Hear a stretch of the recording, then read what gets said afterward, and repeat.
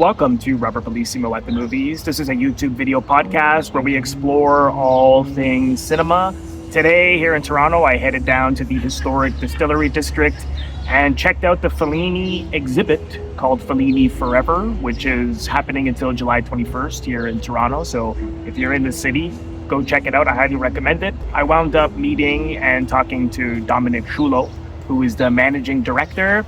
And he was generous with his time and gave me an interview and also showed me around. And so without further ado, here is my interview with Dominic, followed by a tour of the exhibit. I usually have tons of notes, so this is me going in cold. Well, this is just about the collection. It's not Yeah. about Fellini necessarily, but it's about carrying forward his legacy, in particular with the younger generation. Right. Which I think is important for students and people your age to better understand who Fellini was and what the message was that he was portraying, not just back in the 60s, 70s, 80s, and early 90s, but modern day. Do you remember the first Fellini film you saw? Well, the first Fellini film I saw, like many, was La Dolce Vita. Ah, okay. Right. So I didn't go quite back into the 60s, as I was born in the 60s, but that would be one that's probably left a big impression with me. And as beautiful as that movie is, it's a bit dark, that movie, as a lot of his movies can be a little bit dark. But it is all about understanding his films or not understanding his films and how they affect you at a certain time of your life. Right. They were viewed back in the 70s when I probably first saw some of his films a little differently than the way I would view them today. Right. In my 60s. So that's what I find very fascinating about Fellini's films, is that they mean something different to the person viewing them, depending on the time they're viewing them. Right. You always see something new. I always experience something different. Yeah. And that's why having this collection is such I'm astounded that I even have this collection to bring to North America, to introduce it to people all over North America in particular, as it's never left Fellini's office since 1993. So it was only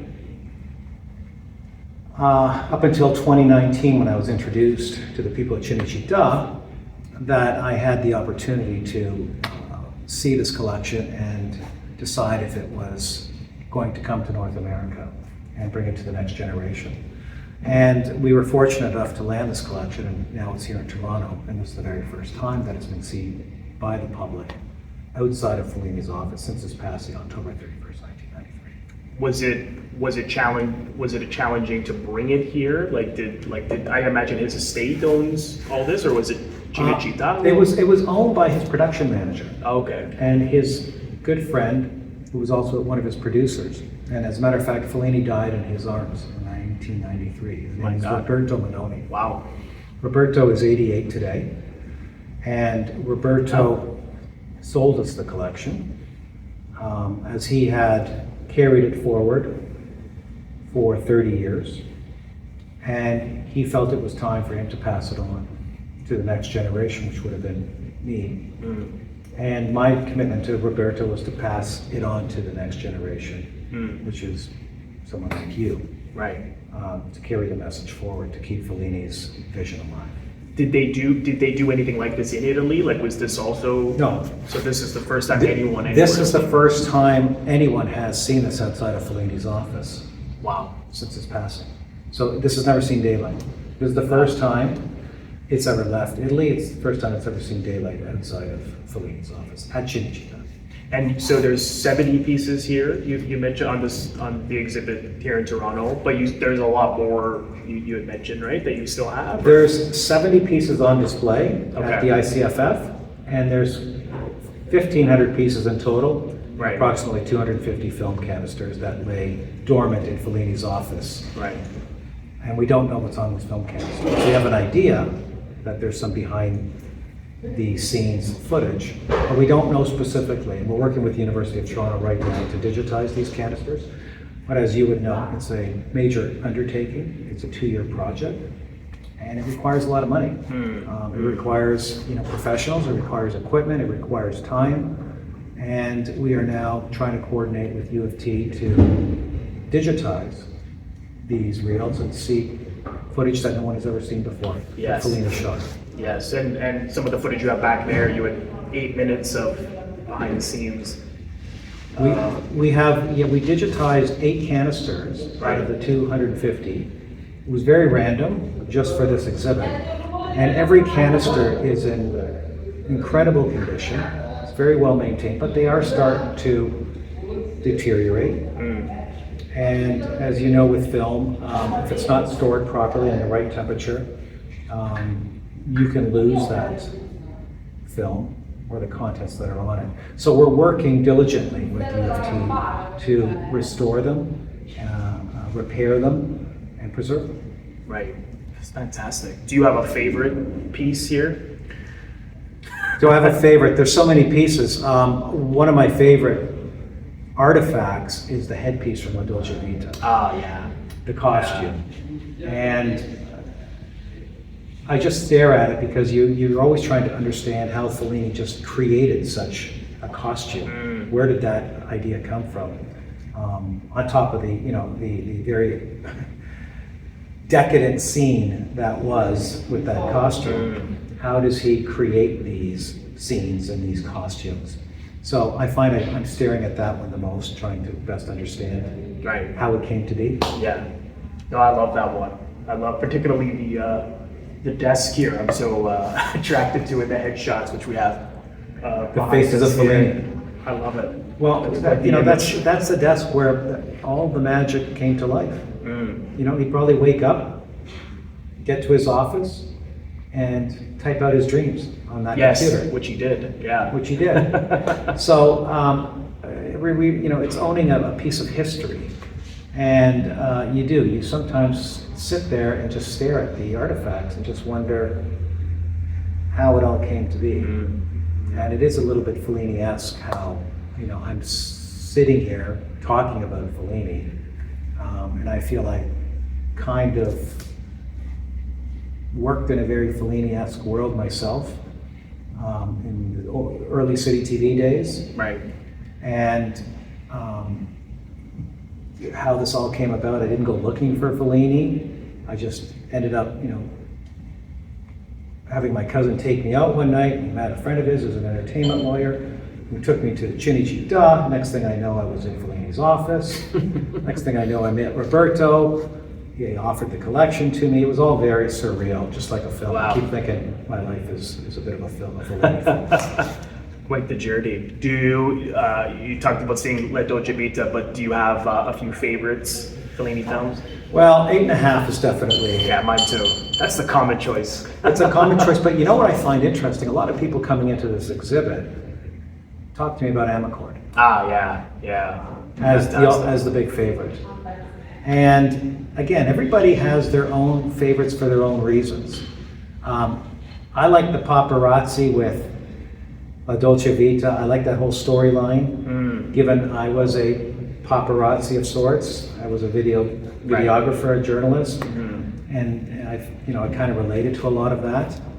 But everybody has their own Fellini film that connects with them. But La Dolce Vita would probably have to be my first choice still. What kind of the people who have been coming in that you've been meeting? What kind of backgrounds or ages or kind of people have been coming in? Well, that's any street characters? Great. Well, besides you, forgot my trumpet, but there's been all types. And again, it's another fascinating aspect of this. Yeah. I don't know what to expect, but I've got people in from all over the world, fascinated with Fellini. Many from Europe.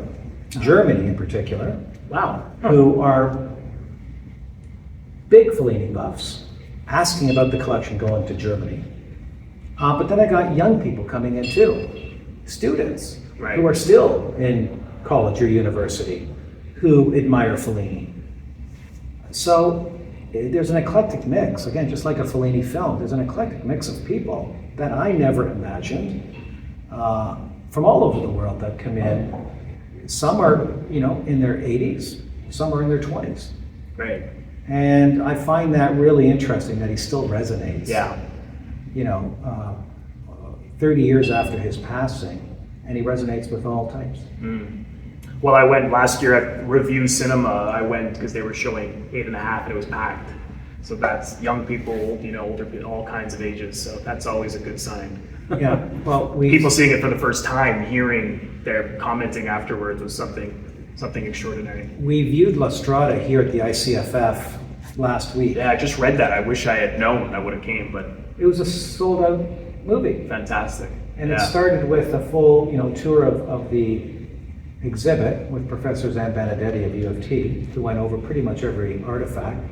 Him and I curated this exhibit together. And we had, 50 people in here taking the tour, and then probably 200 people watching the film afterwards. We stuck through the entire movie all night. Again, everyone from students to, seniors. And everyone came out, with a different story of that film after watching it. I've seen that film 3 or 4 times, and every Right. time I do see it, you do take something different out of it, or you do see something new, Yeah. or you interpret something differently. Right. So that's what Fellini does, and that's why I'm so happy to continue this legacy forward and see guys like you come in dressed in Fellini outfits from La Strada. All I needed was the makeup, but Or not, yeah. and tell me your stories. That's what I find Yeah. interesting. Fantastic. Well, this is going in Toronto until the 21st of July, I believe. The ICFF is on at the Distillery District until July 21st, Right. and we have been on display for 25 days, and then we'll see where we land next. Great. Fantastic. Well, if you're in Toronto or if you're planning to visit Toronto, come to the Distillery District and check out Fellini Forever, which is a one of a kind lifetime. So Dominic, thanks so much. Thank you. And we'll talk again sometime down the road. I hope so.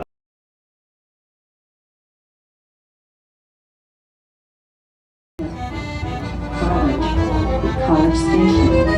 Doors will open on the right.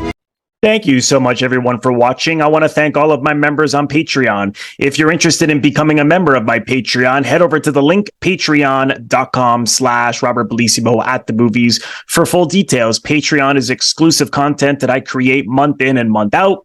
And as a subscriber, you are able to vote on polls and contribute to what I do on Patreon month in and month out. So head over to the link for full details. You can also leave a donation directly to my YouTube channel by pressing the thanks link, which you will find directly below the video frame. Just click on the thanks link and you can leave a donation there if you choose to. And lastly, if this is your first time here, please consider subscribing. It is absolutely free to do so. By pressing the Robert Bellissimo at the movies logo, you will see it floating above my head in the top left corner. To your top left in just a second, just click on that and then click the bell in order to get a notification every time I release one of my new episodes. Also click the like button and leave a comment below. Let me know what you think of this episode. Also, you can also share the episode. All of these things are what produce traction to my YouTube channel. So I appreciate you watching and thank you again. And I will see you in the next episode.